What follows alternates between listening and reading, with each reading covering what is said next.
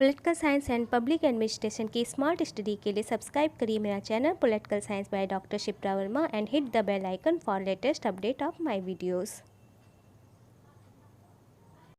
Hello dear friends, मैं doctor Shipra Verma स्वागत करती हूँ आपका अपने channel political science by doctor Shipra Verma में। डियर फ्रेंड्स, आज मैं इंटरनेशनल रिलेशन यानी अंतर्राष्ट्रीय संबंध का प्रैक्टिस 12 लेकर आपके सामने प्रस्तुत हुई हूँ। इसके पहले मैंने बहुत सारे प्रैक्टिस सेट डिस्कस किए हैं, उनकी प्रैक्टिस करवाई है, तो आप लोग उन्हें जाकर देख सकते हैं। क्विक एंड फास्ट रिवीजन आप पॉलिटिकल साइंस की प्लेलिस्ट पे, क्विक एंड फास्ट रिवीजन आप प्लेलिस्ट पे जाएंगे तो आपको बहुत सारे इम्पॉर्टेंट वीडियोस देखने को मिलेंगे, प्रैक्टिस सेट देखने को मिलेंगी, जिन्हें आप प्रैक्टिस करके अपने एग्ज़ाम का रिवीजन कर सकते हैं। तो चलिए शुरू करते हैं आज का प्रैक्टिस सेट 12 इंटरनेशनल रिलेशन से संबंधित। तो पहला क्वेश्चन है आपके सामने स्क्रीन पर, अंतर्राष्ट्रीय संबंधों में नव यथार्थवादी सिद्धांत को किसने प्रतिपादित किया?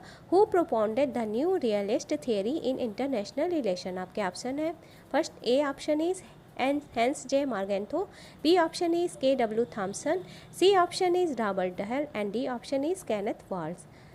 Who propounded the new realist theory in international relation? अंतर्राष्ट्रीय संबंधों में नव यथार्थवादी सिद्धांत को किसने प्रतिपादित किया, आपको ये बताना है।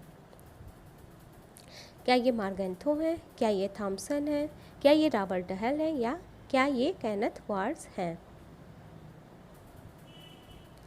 आप लोग नोटपैड लेकर बैठा करिए और देखा करिए आपने अंत में कितना स्कोर किया है। मैंने जितने भी क्वेश्चन डिस्कस किया उनमें से आप कितने क्वेश्चन के राइट आंसर दे पाते हैं, तो आप लोग ज़रूर से नोटपैड लेकर बैठा करिए और अंत में अपना स्कोर कमेंट करके मुझे ज़रूर से बताया करिए। इससे होगा ये कि आप में कॉन्फिडेंस डेवलप होगा कि आप एग्ज़ाम देते समय जो क्वेश्चन सॉल्व करते हैं तो उनके इतने सही तरीके से आप आंसर दे सकते हैं। तो कॉन्फिडेंस डेवलप करने के लिए ये प्रैक्टिस सेट होता है। तो इस क्वेश्चन का राइट आंसर है ऑप्शन डी, केनेथ वाल्ट्ज। देखिए, जो केनेथ वाल्ट्ज थे, इन्होंने नव यथार्थवादी सिद्धांत को प्रतिपादित किया था। इन्होंने कहा था कि अंतर्राष्ट्रीय व्यवस्था में जो मैन पावर है वही सब कुछ है, यानी और जो नेशनल इंटरेस्ट है उसी से अंतर्राष्ट्रीय व्यवस्था संचालित होती है। यानी एक देश को मजबूत बनाने में एक राष्ट्रीय हित का बहुत बड़ा योगदान होता है और उस राष्ट्रीय हित को प्राप्त करने में मैन पावर का बहुत बड़ा योगदान होता है। और एक राष्ट्र को सुदृढ़ या मजबूत बनाने में ये इकोनॉमिक पावर, लिटरेसी पावर और मैन पावर, इन सब का बहुत बड़ा योगदान होता है। और जो यथार्थवादी दृष्टिकोण था वो अंतर्राष्ट्रीय राजनीति में अनुभव व तर्क के आधार पर और ऐतिहासिक घटनाओं के वास्तविक स्वरूप का अध्ययन करता था। और यथार्थवादी दृष्टिकोण के प्रतिपादक थे मार्गेंथो। यथार्थवादी दृष्टिकोण के प्रमुख प्रतिपादकों में किसका नाम लिया जाता है? हैंस जे मार्गेंथो का नाम लिया जाता है और E.H. कार का नाम लिया जाता है। लेकिन नव यथार्थवाद की जब भी बात आएगी तो इसका प्रतिपादन किया था केनेथ वाल्ट्ज ने। चलिए देखते हैं नेक्स्ट क्वेश्चन। नेक्स्ट क्वेश्चन है आपके सामने स्क्रीन पर, क्वेश्चन नंबर 2। संयुक्त राष्ट्र की सामूहिक सुरक्षा प्रणाली के सिद्धांत पर आधारित है। Collective security system of union is based on the principles of. आपके ऑप्शन है, पहला ऑप्शन है A option, all for one and one for all, यानी सभी के लिए एक और एक सभी के लिए। बी ऑप्शन है imposing sanctions against a belligerent state unilaterally, यानी जुझारू राज्य के खिलाफ एक तरफा प्रतिबंध लगाना। ऑप्शन सी है maintenance of security by major powers, यानी प्रमुख शक्तियों द्वारा सुरक्षा का रखरखाव। और ऑप्शन डी है balance of power to be maintain by state of equilibrium, यानी संतुलन की स्थिति द्वारा बनाए रखने के लिए शक्ति का संतुलन। आपको बताना है कि संयुक्त राष्ट्र की सामूहिक सुरक्षा प्रणाली किस सिद्धांत पर आधारित है। तो इस क्वेश्चन का राइट आंसर है ऑप्शन ए। देखिए, संयुक्त राष्ट्र संघ में जितने भी सदस्य देश हैं उनमें से अगर किसी एक पर भी कोई आक्रमण करता है, कोई राष्ट्र आक्रमण करता है या उसकी सुरक्षा को खतरा उत्पन्न होता है, तो संयुक्त राष्ट्र संघ के सभी सदस्य देश उस एक राष्ट्र की सुरक्षा को बनाए रखने हेतु प्रयत्न करेंगे और तुरंत उसकी सहायता के लिए उठ खड़े होंगे। तो इसी का मतलब है एक सबके लिए और सबके लिए एक, यही संयुक्त राष्ट्र संघ का सामूहिक सुरक्षा सिद्धांत का उद्देश्य। क्वेश्चन है आपके सामने question number 3, the policy of containment formulated by the US aimed at, यानी रोकथाम की नीति अमेरिका द्वारा बनाई गई और इसका उद्देश्य था। आपके ऑप्शन है, ऑप्शन ए सोवियत संघ के प्रभाव को विश्व स्तर पर जांचना, यानी checking globally the influence of Soviet Union. Option B है checking nuclear proliferation of Iran, यानी ईरान के परमाणु प्रसार की जांच। ऑप्शन सी है कंटेनिंग डिफिनेंट नॉर्थ कोरिया, यानी उत्तर कोरिया को लेकर विचलित हो रहा है।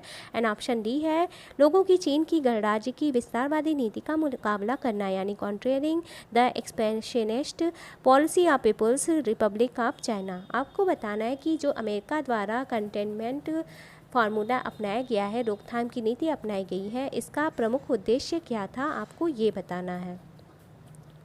इन चारों ऑप्शन को आप लोग देख लीजिए। तो इस क्वेश्चन का राइट आंसर है ऑप्शन ए, यानी जो अमेरिका द्वारा रोकथाम की नीति अपनाई गई है, कंटेनमेंट पॉलिसी अपनाई गई है, उसका एकमात्र उद्देश्य था सोवियत संघ के प्रभाव को विश्व स्तर पर जांचना, checking globally the influence of Soviet union. कि संयुक्त राज्य अमेरिका की जो कंटेनमेंट पॉलिसी थी वो क्या थी, इसे समझना बहुत ज़रूरी है। तो ये अमेरिकी विदेश नीति की एक आधारभूत विशेषता थी। इसके अंतर इसका जो मुख्य उद्देश्य था वो था साम्यवाद का अवरोध करना, यानी सोवियत रूस द्वारा जो साम्यवाद की नीति अपनाई गई थी उस नीति का विरोध करना, यानी जहाँ जहाँ पर भी सोवियत संघ दबाव का प्रयोग करता था वहाँ पर संयुक्त राज्य अमेरिका प्रति दबाव का प्रयोग करेगा। ये नीति थी कंटेनमेंट पॉलिसी।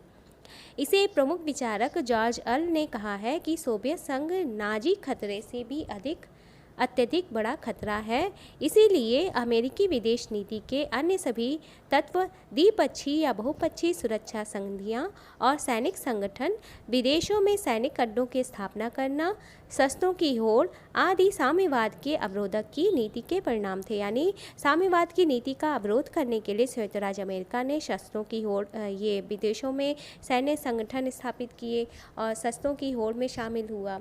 और ये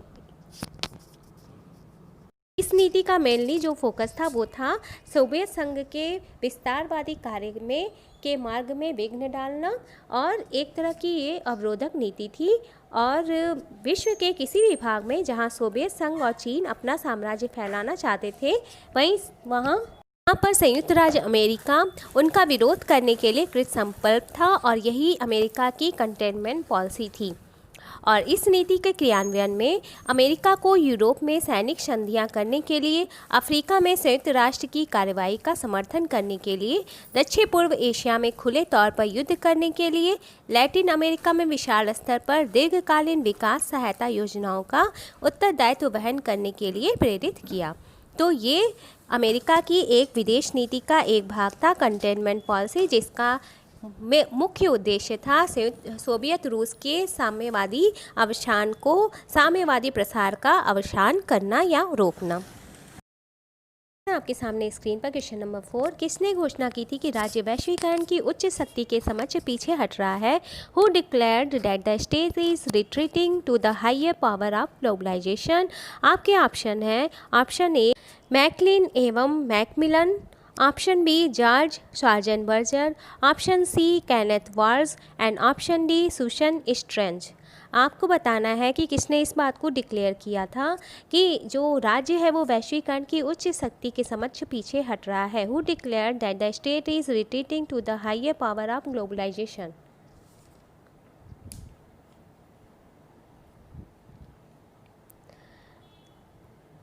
तो डियर फ्रेंड्स, इस क्वेश्चन का राइट आंसर है option D Susan Strange. Susan Strange ने कहा था कि राज्य वैश्वीकरण की उच्च शक्ति के समक्ष पीछे हट रहा है। क्वेश्चन है आपके सामने question number 5, who are urge that our intellectual device of realism is a singer in the tool box most likely to remain a useful tool?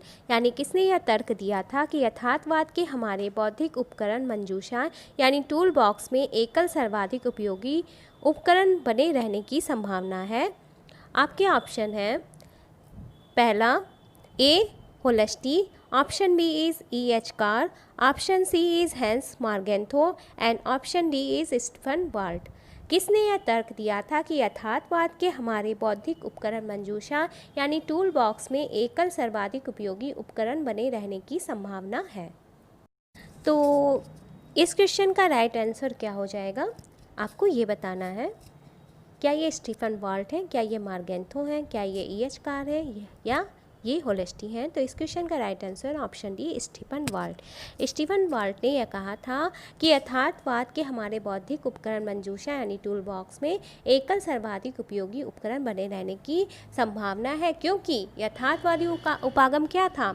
यथार्थवादी उपागम यह मानता था कि जो व्यक्तियों में परस्पर स्वार्थ की भावना होती है जिसके कारण वे आपस में टकराते रहते हैं, अतः ऐसी स्थिति में विरोधी हितों के बीच संतुलन को स्थापित करके ही संघर्ष को कम किया जा सकता है, और यथार्थवादी प्रतिमान स्थापित करने का एकमात्र उद्देश्य है कि विरोधी हितों के बीच संतुलन को स्थापित करके संघर्ष को समाप्त करना। तो इसी को तर्क देते हुए स्टीफन वाल्ट ने यह कहा था कि जो यथार्थवाद है वो हमारे टूल बॉक्स में एक सर्वाधिक उपयोगी उपकरण है बने रहने की संभावना है, जिससे कि परस्पर विरोधी हितों में संतुलन स्थापित करके संघर्ष को समाप्त किया जा सकता है अंतर्राष्ट्रीय संबंधों के दौर में। चलिए देखते हैं नेक्स्ट क्वेश्चन है क्वेश्चन नंबर 6 आपके सामने स्क्रीन पर। विच of the following is the correct sequence of committee, commission and reports.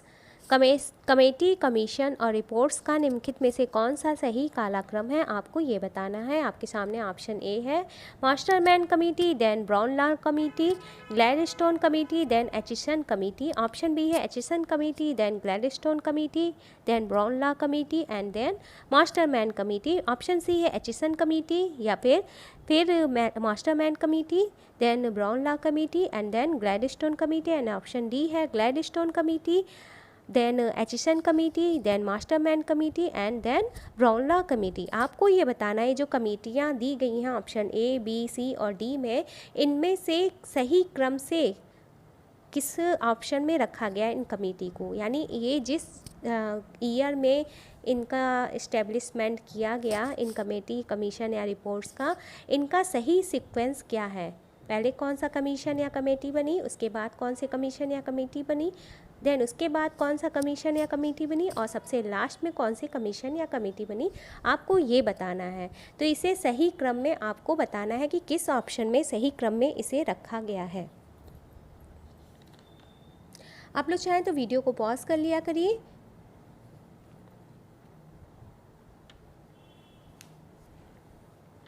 तो इस क्वेश्चन का राइट आंसर है ऑप्शन बी, यानी पहले Aitchison committee, then Gladstone committee, then Brown Law committee and then Masterman committee. कि जो question में जितनी भी कमेटियां हैं वो सभी जो हैं वो ब्रिटेन की कमेटियां हैं, जिनमें से एचिसन कमेटी की स्थापना हुई थी 1886 में, देन ग्लैडस्टोन कमेटी की स्थापना हुई थी 1895 में, देन ब्राउन लॉ कमेटी की स्थापना हुई थी 1937 में, और सबसे अंत में मास्टरमैन कमेटी की स्थापना हुई थी 1948 में। तो ये था इस क्वेश्चन से रिलेटेड एक्स्ट्रा फैक्ट। चलिए देखते हैं नेक्स्ट क्वेश्चन है क्वेश्चन नंबर 7 आपके सामने स्क्रीन पर। Who became the first prime minister in a parliamentary government.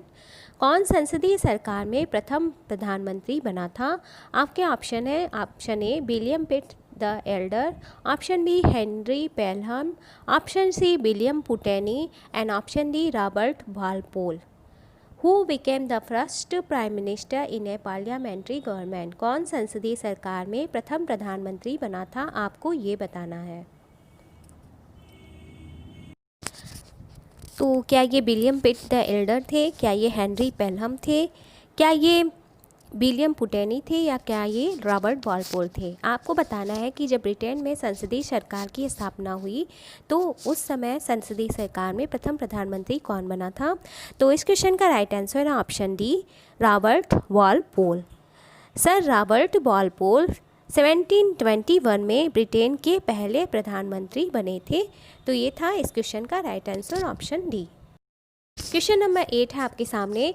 संयुक्त राष्ट्र की महासभा ने किस वर्ष में विकलांग व्यक्तियों के अधिकारों पर कन्वेंशन को अंगीकृत किया था। In which year the United Nations General Assembly adopted the convention on the rights of person with disabilities. आपके ऑप्शन है option A 2006, option B 2007, option C 2009 and option D 2009। In which year United Nations General Assembly adopted the Convention on the Rights of Persons with Disabilities? आपको बताना है किस year में संयुक्त राष्ट्र संघ ने विशेष कन्वेंशन अंगीकृत किया था विकलांग व्यक्तियों के लिए के अधिकारों के लिए। तो इस क्वेश्चन का राइट आंसर है ऑप्शन ए 2006। 2006 वो ईयर था जिसमें संयुक्त राष्ट्र की महासभा ने विकलांग व्यक्तियों के अधिकारों के लिए कन्वेंशन को अंगीकृत किया और उनके अधिकारों की सुनिश्चितता स्थापित की। क्वेश्चन नंबर 9 है, according to the article 25 of the charter of United Nations, यानी संयुक्त राष्ट्र के चार्टर के अनुच्छेद 25 के अनुसार आपके ऑप्शन ए है स्वरक्षा के लिए बल प्रयोग की अनुमति दी गई है, यानी force is allowed to use force. Option B है केवल शांति प्रेम राज्य हैं कि राष्ट्र के सदस्य बन सकते हैं, यानी only peace loving state can become a member of the nation. Option C है संयुक्त राष्ट्र के सभी सदस्य सुरक्षा परिषद के निर्णय को अंगीकार करने एवं उन्हें लागू करने पर सहमत होते हैं। तो all the member of the United Nations agree to adopt and implement the decisions of security council. And option D है चार्टर के अंतर्गत सुरक्षा परिषद का अंतर्राष्ट्रीय शांति एवं सुरक्षा बनाए रखने का प्राथमिक उत्तरदायित्व है। Under the charter the security council has the primary responsibility for maintaining international peace and security. आप लोग चाहें तो इसे वीडियो को पॉज कर लीजिए और क्वेश्चन को के सारे ऑप्शन को ध्यान से पढ़ लीजिए। देखिए ये थोड़ा बड़े बड़े ऑप्शन थे, इसलिए इसे स्क्रीन पे फिट करने के लिए मुझे इसके फॉन्ट साइज़ को छोटा करना पड़ा। तो आप लोग थोड़ा मैनेज कर लीजिए, वीडियो को पॉज कर लीजिए। तो डियर फ्रेंड्स, इस क्वेश्चन का राइट आंसर है ऑप्शन सी, यानी संयुक्त राष्ट्र के सभी सदस्य सुरक्षा परिषद के निर्णयों को अंगीकार करने एवं उन्हें लागू करने पर सहमत होते हैं। ये संयुक्त राष्ट्र संघ के चार्टर के अनुच्छेद 25 में ये प्रावधान किया गया है, यानी सभी संयुक्त राष्ट्र संघ के सभी सदस्य सुरक्षा परिषद के निर्णयों का अंगीकार करने एवं उन्हें लागू करने पर सहमत होते हैं, यानी all members of the United Nations agree to adopt and implement the decisions of security council. तो संयुक्त राष्ट्र संघ के चार्टर के 25 अनुच्छेद में यही प्रावधान किया गया है। चलिए देखते हैं नेक्स्ट क्वेश्चन। आज की प्रैक्टिस सेट का लास्ट क्वेश्चन है आपके सामने, question number 10। Which of the following is not the exclusive agency of United Nations. आपके ऑप्शन है निम्नलिखित में से कौन संयुक्त राष्ट्र की विशिष्ट एजेंसी नहीं है। आपके ऑप्शन है option A WHO, option B IMF, option C FAO and option D OPEC। Which of the following is not exclusive agency of United Nations, आपको ये बताना है। तो डियर फ्रेंड्स, इस क्वेश्चन का राइट आंसर है ऑप्शन डी OPEC। OPEC जो है वो तेल निर्यातक देशों का संगठन है, ना कि संयुक्त राष्ट्र संघ की कोई विशिष्ट एजेंसी है। इसका फुल फॉर्म है organisation of petroleum export countries. और ओपेक का गठन बगदाद सम्मेलन में 1960 में 5 देशों जिनमें कि ईरान, इराक, कुवैत, सऊदी अरब तथा वेनेजुएला द्वारा किया गया था। यानी इसका गठन 5 देशों यानी इराक, ईरान, कुवैत, सऊदी अरब तथा वेनेजुएला द्वारा 1960 में बगदाद सम्मेलन में किया गया था। इसका जो हेडक्वार्टर है वो वियना में है तथा वर्तमान में इसके कितने सदस्य हैं आप लोग को ये कमेंट करके मुझे बताना है। और विश्व का जो 42% है तेल उत्पादन ओपेक के कंट्रीज़ द्वारा किया जाता है। यानी विश्व के तेल उत्पादन में 42% जो योगदान है वो ओपेक कंट्रीज़ का है। तो भी देख लेते हैं। तो जो ऑप्शन ए है WHO यानी विश्व स्वास्थ्य संगठन, इसकी जो स्थापना हुई थी 1948 में हुई थी और इसका हेडक्वार्टर जेनेवा में है। वर्तमान समय में 193 मेंबर्स हैं इसके। जो FAO है यानी खाद्य एवं कृषि संगठन यानी फूड एंड एग्रीकल्चरल ऑर्गेनाइजेशन, इसका हेडक्वार्टर रोम में है और इसकी स्थापना क्यूबेक कनाडा में हुई है 1945 में। यानी इसका जो हेडक्वार्टर है वो क्यूबेक कनाडा में है और इसकी स्थापना हुई थी 1945 में। और इसका उद्देश्य है कृषि उत्पादन, वानिकी और कृषि विपणन संबंधी शोध विषय का अध्ययन करना और खाद्य एवं कृषि संबंधी ज्ञान एवं जानकारियों के आदान प्रदान का मंच प्रदान करना। ऑप्शन बी में जो IMF है यानी अंतर्राष्ट्रीय मुद्रा कोष है यानी इंटरनेशनल मॉनेटरी फंड, ये क्या है? ये अंतर्राष्ट्रीय विनिमय दरों को स्थिर रखने के साथ साथ विकास को सुगम बनाने में सहायता प्रदान करता है और इसकी जो स्थापना हुई थी वो 1944 में की गई थी और इसका जो मुख्यालय है वो वाशिंगटन DC में है। तो ये था इस क्वेश्चन से रिलेटेड एक्स्ट्रा फैक्ट। आज की प्रैक्टिस सेट में मैंने 10 क्वेश्चन डिस्कस किए हैं और नेक्स्ट प्रैक्टिस सेट जो आएगा वो वेस्टर्न पॉलिटिकल थिंकर्स पे आएगा। अगर आप लोग को ये वीडियो पसंद आया है तो इसे लाइक करिएगा, शेयर करिएगा अधिक से अधिक स्टडी ग्रुप में और मेरे चैनल को सब्सक्राइब करिएगा। नेक्स्ट प्रैक्टिस सेट के साथ आपके सामने फिर से प्रस्तुत होंगी। तब तक के लिए बाय, टेक केयर।